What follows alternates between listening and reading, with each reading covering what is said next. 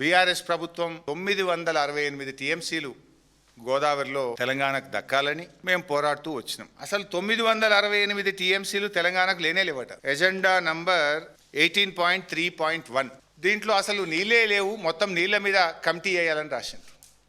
రాష్ట్ర విభజన సమయంలో 2013లో ఇది అసెంబ్లీలో పెట్టినటువంటి డాక్యుమెంట్ అందరు ఎమ్మెల్యేలకు ఇచ్చినారు.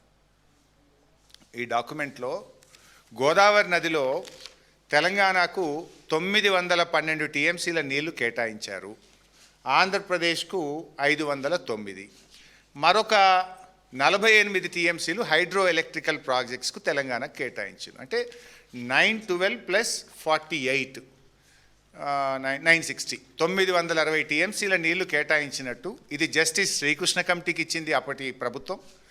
ఆనాటి కేంద్ర ప్రభుత్వం, ఆనాటి రాష్ట్ర ప్రభుత్వం అధికారికంగా తెలంగాణకు 960 టీఎంసీల నీళ్లు కేటాయించినట్టు గోదావరి నదిలో జస్టిస్ శ్రీకృష్ణ కమిటీకి ఇచ్చారు. శాసనసభలో పెట్టి అందరు ఎమ్మెల్యేలకి ఇచ్చినారు. ఇంత స్పష్టంగా ఇది డాక్యుమెంట్, అది అసెంబ్లీ దాంట్లో రికార్డ్స్లో పోతే కూడా ఈ డాక్యుమెంటు ఈరోజు కూడా తెలంగాణ అసెంబ్లీ డాక్యుమెంట్లో ఉంటుంది, శ్రీకృష్ణ కమిటీ రిపోర్ట్లో కూడా ఉంటుంది. దాని తర్వాత ఇదే జిఆర్ఎంబిలో 5th June 2020 అది 9th జిఆర్ఎంబి మీటింగ్, 9వ జిఆర్ఎంబి మీటింగ్లో మన స్టేట్ తరఫున మనం మాట్లాడినాం. అదే జిఆర్ఎంబి మీటింగ్లో కూడా ఏం మాట్లాడినామంటే, the Telangana combined state Andhra Pradesh has estimated 75% dependability in Godavari with its territory as 1480 TMC presented before Justice Sri Krishna Committee. Honorable Chief Minister of erstwhile Andhra Pradesh has communicated the information to the members of Legislative Assembly in January 2014 that the allocation to Telangana region in Godavari is 967 TMC. అని ఇట్లా చెప్తూ 967 టీఎంసీలు తెలంగాణ కేటాయించిండ్రు, శ్రీకృష్ణ కమిటీకి ఇచ్చిండ్రు, ఎమ్మెల్యేలకు చెప్పిండ్రు. దాని ప్రకారంగా తెలంగాణకు 967 టీఎంసీల ప్రాజెక్టులు క్లియర్ చేయండి అని జిఆర్ఎంబి మీటింగ్లో ఆ రోజు మేము మాట్లాడినాము. అది మినిట్స్లో కూడా ఉంది, GRMB minutes of the meeting ఇది.